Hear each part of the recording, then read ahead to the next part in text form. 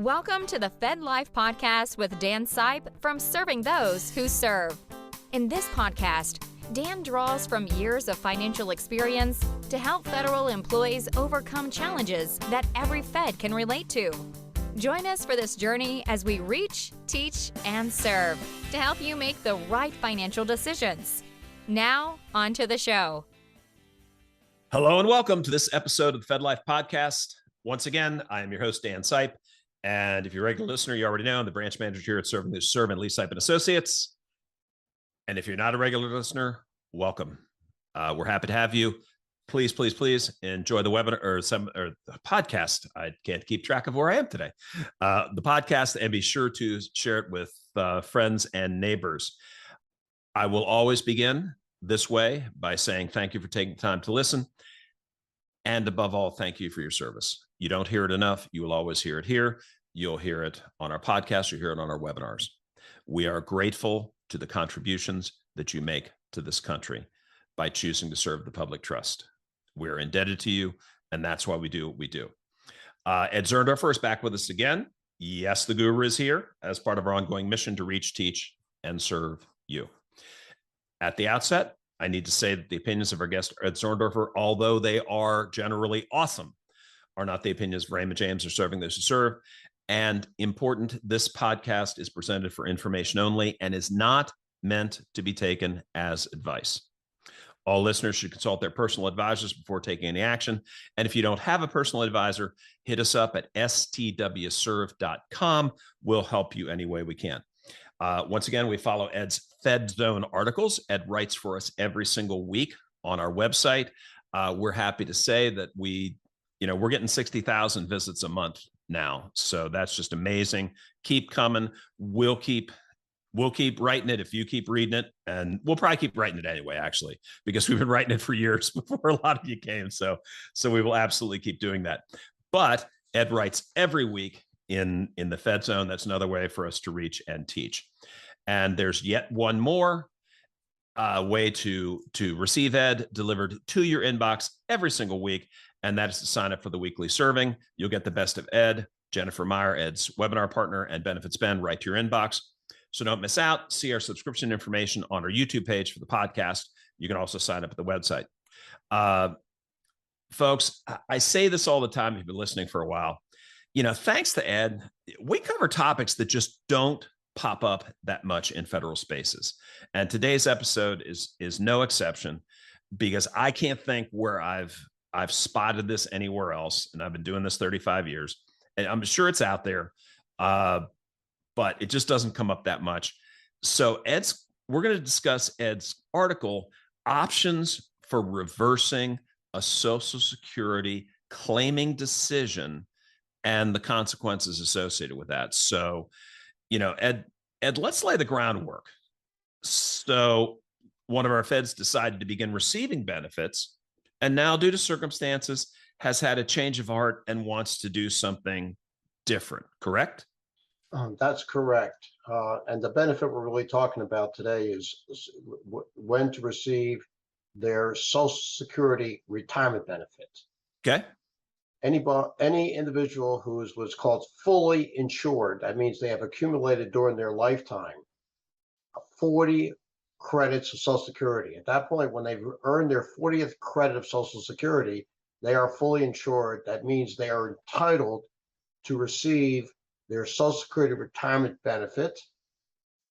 And when can that be? The earliest age would be age 62. The earliest age one can receive their Social Security retirement benefit is age 62. Now, don't get me wrong, Dan. The 40 credits, which is the equivalent of 10 years of Social Security covered employment, yep, only gets your foot to the door. The more you pay into the system, the more you're working under Social Security. You're getting a paycheck in which you pay Social Security taxes, or you're self-employed like I am, in which you pay the Social Security tax based on your net employment income.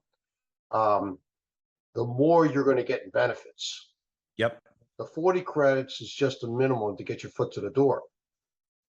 Anyhow, the earliest age one can receive that Social Security retirement benefit is age 62. However, if one decides to take their Social Security at age 62, their Social Security benefit will be permanently reduced as much as 25 to 30% for the rest of their lives. When Yep. can they get what's called a full Social Security check? Something called their full retirement age. What is full retirement age? It depends what year one was born. Mhm. If you were born before 1938, your full retirement age is 65. Starting in the year 1938, we're adding 2 months to that full retirement age of 65. So by the time we get to the year 1943 and through 1954, 55, I should say, your full retirement age is 66. Like, for example, I was born in 1951. My full retirement age is 66. And then starting the year 1955, we're going to add 2 months until we get to the year 1960, in which the full retirement age for anybody born after 1959 is 67. So that is what's called your full retirement age. And if you start receiving your Social Security benefit at your full retirement age, you'll get the full amount that you're entitled to based on your Social Security earnings history. But wait, there's a reward here. If you decide I'm not going to start receiving my Social Security benefit at my full retirement age, I'll wait longer. Social Security says, well, for every year you wait past your full retirement age, we'll give you 8% more per year until what age? 70. So, for example, I was born, as I say, in 1951. I did not take my Social Security benefit starting at age 66, my full retirement age. I waited until my 70th birthday to start receiving my Social Security. And as a result, Dan, I'm getting 32% more each year compared to had I started when I was age 66, because I waited 4 years. Gotcha. So that's what the decision an individual has to decide when they want to start receiving their Social Security benefit. Now, I will tell you, though, that over the last 2.5 years in which you had COVID, there have been many federal employees who were eligible to retire, and they decided to retire for a variety of reasons, okay? And when they retired, because they were over 62, they decided, or 62 or older, when they retired, they decided, let's start receiving Social Security. They took it before their full retirement. That's what I'm saying. Yep. Okay. And now some of these individuals, as well as other individuals who are not federal retirees, are having second thoughts. Was that a good idea to start receiving our Social Security at a reduced rate? Did we make the right decision? They're having second thoughts about this. And one of the reasons they're having second thoughts is because of inflation. Over the past year or so, we've had a lot of inflation. The highest inflation in 40 years, Dan? Yep. And it is cutting into the purchasing power of individuals who are on fixed incomes. Even though Social Security has paid cost of living adjustments, those cost of living adjustments have not kept up with true inflation. So now the question is, some of these individuals who took their Social Security starting as early as age 62 is saying, is there any way I can reverse that decision? Because I really made a bad decision of starting it earlier. They're having second thoughts. Maybe I should have waited till my full retirement age. Maybe I should have waited till age 70 to start receiving Social Security. This way, I wouldn't be subject to that permanent reduction. They're having second thoughts. Gotcha. And so you mentioned they want to fix it by withdrawing a benefits claiming decision. Is that right? Is that the terminology? Yes. Their question is,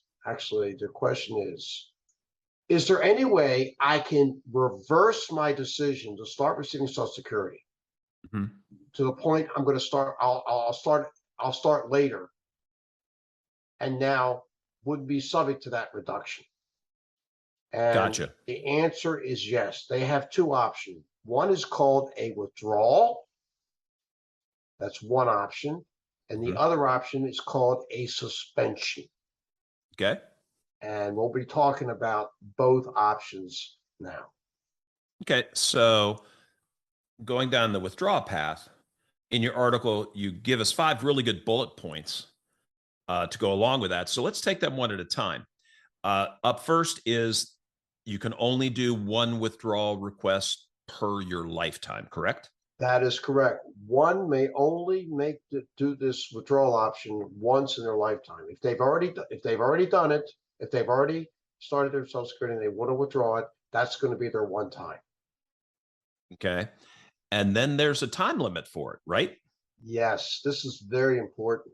That if one wants to make a withdrawal request, it has to be made within the first 12 months of their claiming Social Security retirement benefits. In other words, let's say last year in 2021, when they were 62 years old, decided to start receiving their Social Security. Let's say they decided back in March 2021. And now in October 2022, they're having second thoughts. They cannot undo it. They cannot make a withdrawal request because it's beyond a year. There's something else they can do. We'll get into that. We'll get into that later when we talk about suspending it, but no more withdrawals. Sure. The withdrawal request has to be done within the first 12 months of claiming their Social Security retirement benefits. Okay. Okay. Now, Ed, I just want to double check here because, I tripped myself up on Medicare with when's my birthday and when's it not. Is it a full 12 months or is there a weird reckoning to those dates? Let's say before you received your 12th Social Security check, first Social Security check. I gotta point this out because Social Security, with terms, I know what you're referring to, Dan. Oh yeah. When the Social Security considered to be of age, you're considered to be of age as of the day before your birthday. Yep. So my birthday happened to be January 17th. So Social Security, as far as they're concerned, I'm of age as of January 16th. What about if one's birthday is on the 1st of the month? I know somebody. I do too. Whose birthday is October 1st. Yes, I know that same person. So as of what day, month and day is that person of age? We learned it's September 30th. That's correct. Now, the reason I'm referring to that regarding age 62, you could start claiming your Social Security benefit as early as age 62. But Social Security has a rule that says the following. In order to receive your Social Security check when you become age 62, your first check cannot be issued until the month after you've been 62 years old for a full month. For a full month. So, for example, when I turned 62 years old on January 17th, 2013, Dan, if I wanted to take Social Security at age 62, the first month I would get a Social Security check would have been for March 2013. Why?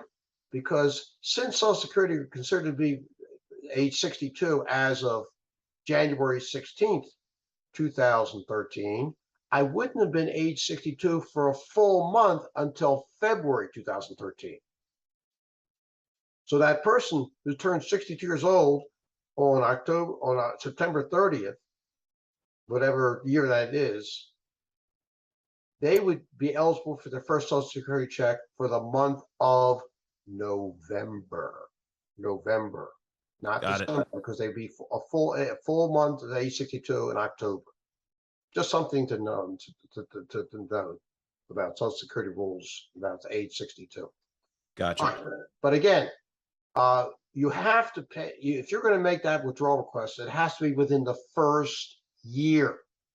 After Yeah. you received your 12th Social Security check, that means you would have gotten, getting 12 checks per year. You got your 12th check. At that point, you cannot put in a withdrawal request. Gotcha. Gotcha. And number three, you note that any benefits received have to be paid back. Yes, all the checks you receive for all the months you receive those checks within the first 12 months, you have to pay back all those benefits. No interest, Dan. No interest. Just pay back the principal you received. Gotcha. And then number four, any family benefits are also going to be withdrawn.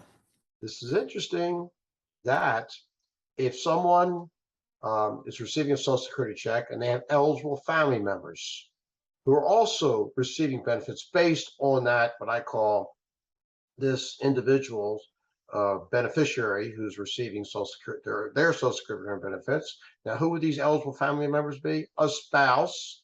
A spouse is receiving 50% of what the Social Security beneficiary himself or herself is receiving. If you have children under the age of 18, many people are not aware of this, that if someone, let's say, started a family later in life, still got married later in life and had family, kids later in life, and it turned out that these kids are younger than age 18, and their parent is receiving Social Security benefits, then these children would get 50% of what their parent is receiving. If the parent decides, oh, I'm going to withdraw my request, so will the children, and so will the spouse. They're not going to be able to receive the benefits, and those benefits also have to be paid back. Gotcha. And then number five, I think this is one a lot of people would miss at first blush, is the Medicare Part B and Part D premiums that have been involved in this. So talk us through that. Yes, an individual's receiving a Social Security check and they turn age 65.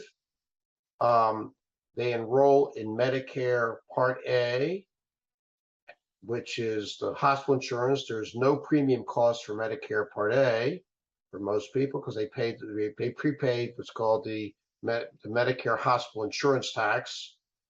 But Medicare Part B, the medical insurance, is not free. An individual has to pay a monthly premium for that, as well as Medicare Part D, which is the prescription drug plan or the prescription drug insurance. There's a monthly premium for that. Now, most people who are enrolled in Medicare Part B and Medicare Part D, they pay that monthly premium by having it deducted from their Social Security check. Yep. And if the person is receiving a Social Security check, that's fine. But if they decide, well, maybe they don't want to receive their Social Security check, they let's say they started their Social Security check when they turned 65. At the time they enrolled in Medicare Part B and Medicare Part D, then the premiums will be taken out of their Social Security check. But if within the first year, they decide to withdraw the request for Social Security, well, that means that those Social Security, that Medicare Part B premium, and Medicare Part D premium, if they were enrolled in Medicare Part B and Part D, that's also going to have to be paid back because they decided to withdraw their request to receive benefits. One other item that has to be paid back. Some individuals, it's to their option, request that federal income taxes be withheld from their monthly Social Security check. It's voluntary, It's not mandatory, but some people do that because Social Security retirement benefits are potentially taxable, so they want to have some withholding. Well, if they've had federal income taxes withheld from their Social Security monthly retirement benefit, then if they decide to withdraw it, then they're going to have to pay back the federal income taxes that were withheld. Sure. Whew, that's a lot. Okay. Next, Ed, as you always do, you're incredibly thorough. You tell us about the form that will be needed to do this. So what is that? Yes, anyone who's requesting a withdrawal of their Social Security, a withdrawal of their Social Security retirement benefits, needs to file with the Social Security a form that is Form SSA-521 for stands for Social Security Administration-521. I have the link in the column, and the column, by the way, is coming out this week.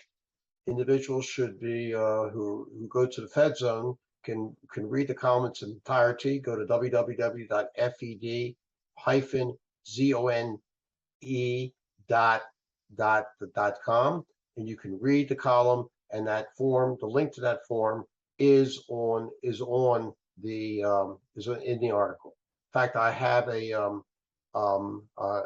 copy of the form pasted into the column. They can take a look at it. Yep, sure did. And, once again, as we flow through the article, because I think this is always important to remind people, when you claim early, before that full retirement age, there's going to be a permanent reduction, and delaying results in an increase. So folks, always remember that. One thing that jumped out to me, Ed, is the wrinkle. So you mentioned that they have to pay back the Medicare premiums that were deducted. They also then need to make provisions for paying those premiums going forward, because if Social Security stops, we still have to make the payments, right? That's correct, Dan, because if you once you're enrolled in Medicare, if you want to stay in there, you have to pay the monthly premiums some way, somehow. And there's several ways that can be done. One, you could set up what's called through the Medicare, in the Medicare website. It's called Easy Pay, in which a bank account can be debited. You could on a certain day of the month, Social Security will take the money out of your checking account. Well, I think it's on the 20th day of the month. The amount that will come out automatically. I did that for 4 years when I was not receiving a Social Security check. Trust me, Dan, they were very good about that. They never missed a day. They always got, each month, they always got the amount of my premium out. Never missed a day. Very efficient. I've had a similar experience, Ed. Yes. And there are other ways. You can pay by credit card. You can be billed. You can set up and pay by the voucher, mail the check. I don't suggest that way because the mail sometimes gets messed up, and if you're late, you're going to be penalized. Sure. So I would do the automatic thing. I'll be doing a series of Fed Zone columns during during the upcoming open season, where I talk about how individuals can pay their Medicare Part B premiums. So I'll go through all the options in those columns. Okay. Great. But the most important thing is you have to make arrangements to get those monthly premiums, both for Medicare Part B. Not that many people enroll in Medicare Part D, but if you are, you got to also make arrangements for that. Gotcha. And folks, I'll throw another plug here. Be sure to head over to the Fed Zone as you're listening to this, because Ed, as he always does, gives a great visual of the form in there. So, we're happy that a lot of people are listening to these podcasts. Don't sleep on combining it with the Fed Zone article, because then you're really getting the best of all possible worlds. Now, Ed, you also include an option, and you touched on it initially, for if our Fed misses the withdrawal 12-month deadline or wasn't able to pay back for all the benefits they received, and that is suspending the claiming decision. So how would we do that? Okay. With suspension, it works as follows. If an individual who previously claimed a monthly retirement benefit has reached his or her full retirement age, you cannot do suspension unless you've reached your full retirement age. Okay. And they also have to be younger than 70. They can say to Social Security, they can apply for a suspension of benefits. Suspension. What does that mean? Your benefits are going to be stopped. You're not going to get that monthly check. Okay. Now, what is the advantage of that? Well, the main advantage is that If you reached your full retirement age, you stop your benefit, then your benefit will get what's called a delayed retirement credit equal to 8%. Whatever you were receiving at the time you suspended your benefits. Let's say it was $2,000 a year. $2,000 a month. Mm-hmm. And you say to Social Security, please, I want to stop my benefit. I want to suspend my benefit. Then over the next year, your benefit will increase to 8%. So by the start of the following year, your benefit is up to, one second here, to $2,160. That 8% of $2,160 is now going to be added to your monthly benefit. Gotcha. And if you keep the suspension going until age 70, you're going to get another 8% per year. Mm-hmm. This way, by the time you reach, we're talking about maybe 3 to 4 years, your benefit will maybe go up by 24 to 32%. Now, why would somebody want to do that? Particularly someone who started early. Let's go back to this withdrawing. Sure. Somebody started at age 62.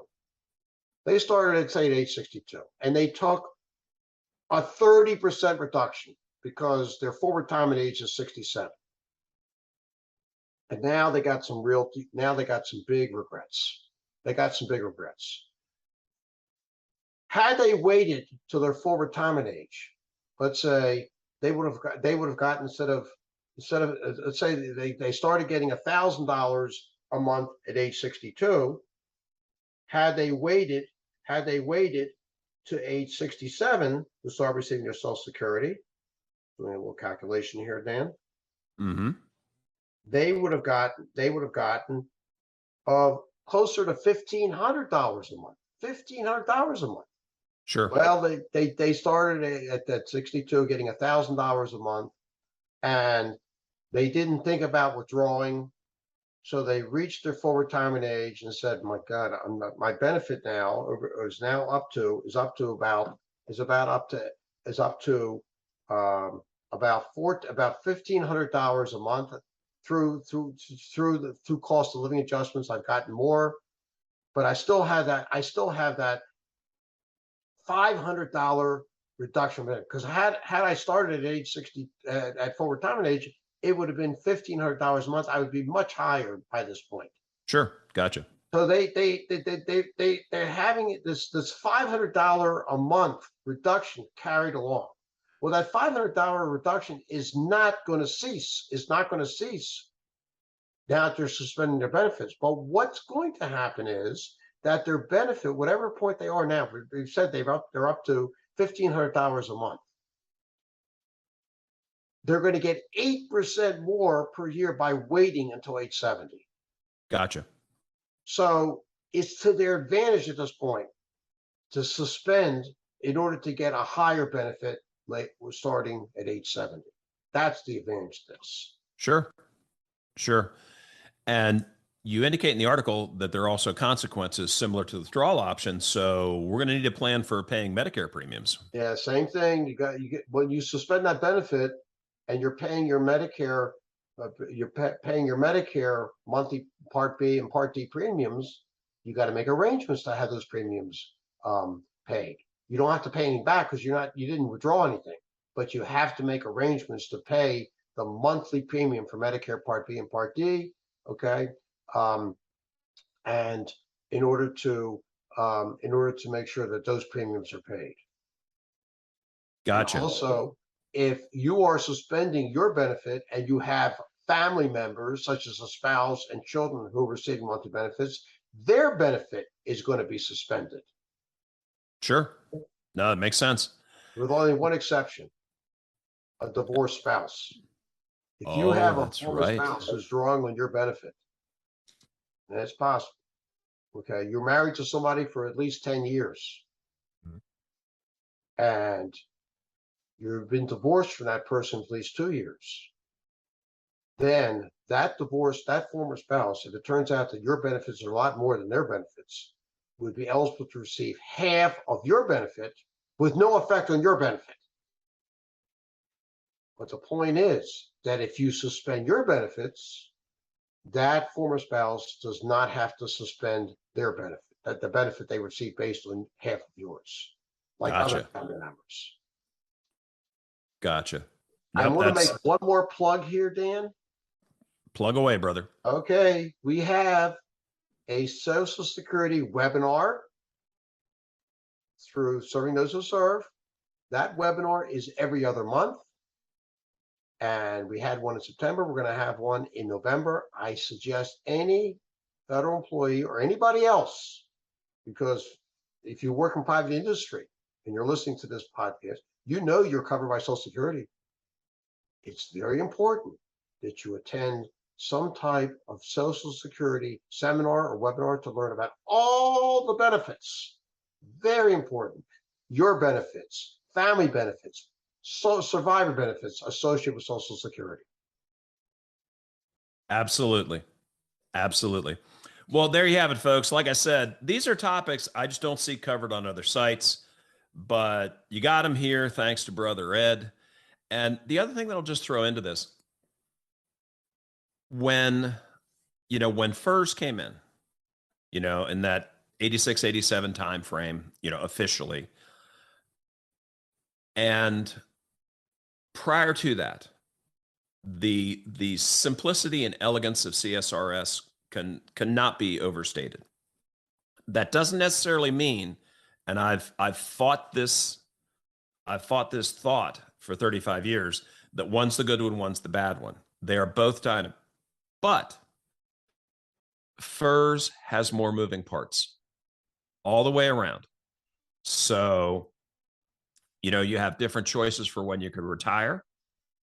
MRA, everybody knows what that means. That means minimum retirement age, but that also can mean minimized retirement assets. So you have to do a lot of planning to be properly prepared for that. But then you have choices about when to claim Social Security. What's the best idea there? You have choices with TSP, all that stuff. That's why we do what we do. And that's why Serving Those Who Serve exists in the format that it does. Yes, we are a financial planning organization. We are happy to work with people who want an advisor. But if somebody doesn't want an advisor, you go to our website and you put your topics in the search bar there, you're going to find the information that you need. And I'll go out on a limb here. Okay.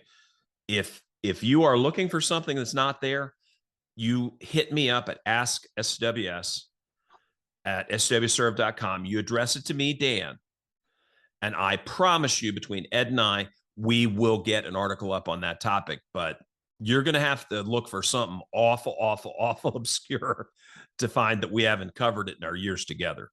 So, we're two guys that met later in life that discovered we had a similar mission. And we've been doing our level best to get these types of things covered. And this is just a great example of the places that Ed goes that no other people do. So Ed, officially, I want to thank you for being that guy. Thank you, Dan. I appreciate that. But I also want to follow up just real quickly here. I cannot agree more with you when it comes to FERS having lots of moving parts. And that, to me, one of the biggest moving parts is Social Security. Mm-hmm. And the reason I say that is, one of the reasons that FERS was designed back in the 80s is that Congress realized that working for the federal government as their entire working lives is going away.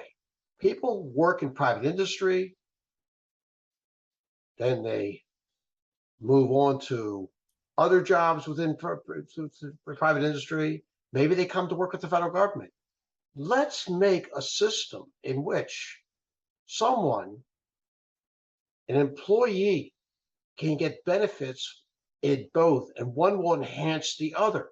Let's keep in mind that when you work in private industry, you're covered by Social Security. FERS employees are covered by Social Security. The more you pay into Social Security, the larger are going to be your benefits. When you work in private industry, hopefully you have access to a qualified retirement plan, like a 401k plan, a 403b plan. Federal government has the TSP, that's a defined contribution plan, the equivalent of a qualified retirement plan. The IB being that when you work in private industry, you put money into a 401k plan. Come to work with the federal government, you have the option of transferring all of your 401k plan into your traditional TSP, Roth 401k into the Roth TSP. Then when you retire from federal service, maybe you go work in private industry. Again, private industry has that 401k plan. You can transfer all of your TSP into that. A lot of flexibility here, Dan, so that by the time you retire, period, working in private, federal, private again, you're going to end up with a very, very, very enhanced retirement. Yep. Under CSRS that I was a part of, there's very little moving parts. You can't transfer any of the CS retirement to anything else. Gotcha. If you're smart, you'll put money into the TSP. That can be transferred into a 401k. Yep. But FERS is a great system, and I think a lot of it is the fact with all the flexibility. So please, FERS employees should never feel that they got the short end of the deal. They did. Absolutely. Absolutely. You know what you're doing, or you're working with somebody who knows what they're doing. You can make that retirement plan sing. You know, I've said that for years. We've always been able to show that to folks. And again, if you're looking for answers and you're a do-it-yourselfer, hit our website. Tell other do-it-yourselfers about our website. We're putting it out there. It doesn't hurt us at all if you come and read the stuff for free and figure out what you want to do on your own. But it's a lot. It is a lot. And there are plenty of people that are hey, can you help me with this? That's where we fit in. Happy to have that conversation. And again, thankfully we have the relationship with Ed, and he's the guy that goes into this stuff. Ed took a DNA test and it came back that he's 100% that guy. So we're grateful for having him. Well, folks, that is a wrap. We are Serving Those Who Serve. Be sure to subscribe to this podcast on our YouTube channel and Spotify. Please remember to share it with your friends, neighbors, strangers, enemies, everybody. Check us out on Twitter and LinkedIn. Do not forget our live webinars every week. Just go to stwserve.com and you will see the button. Click it. It takes you to the full menu. Yes, the guru will come to you. We reach you where you are, teach you where you are, and serve you where you are. Sign up for one, sign up for all. Share them with your friends. They will thank you. Be sure to read Ed every week in the Fed Zone. I've talked about it a million times, that fed-zone.com. And be sure to sign up for the weekly serving. Ed and the other Fed stars from Serving the Serve delivered straight to you. So in closing out for Ed, the crew at Serving the Serve, and me, Dan Sipe, closing out as I always do by saying good luck, Godspeed, and above all, remember, it is your Fed life. So make it a great one because you deserve it. Don't ever forget it. Stay well, everybody. We are out. Thank you for listening to the FedLife Podcast. Click the subscribe button below to be notified when new episodes become available. The information covered and posted represents the views and opinions of the guest and does not necessarily represent the views or opinions of Serving Those Who Serve or Raymond James. The content has been made available for informational and educational purposes only. The content is not intended to be a substitute for professional investing advice. Always seek the advice of your financial advisor or other qualified financial service provider with any questions you may have regarding your investment planning. Securities offered through Raymond James Financial Services Incorporated, member FINRA SIPC. Investment advisory services offered through Raymond James Financial Services Advisors Incorporated. Serving Those Who Serve is not a registered broker-dealer and is independent of Raymond James Financial Services.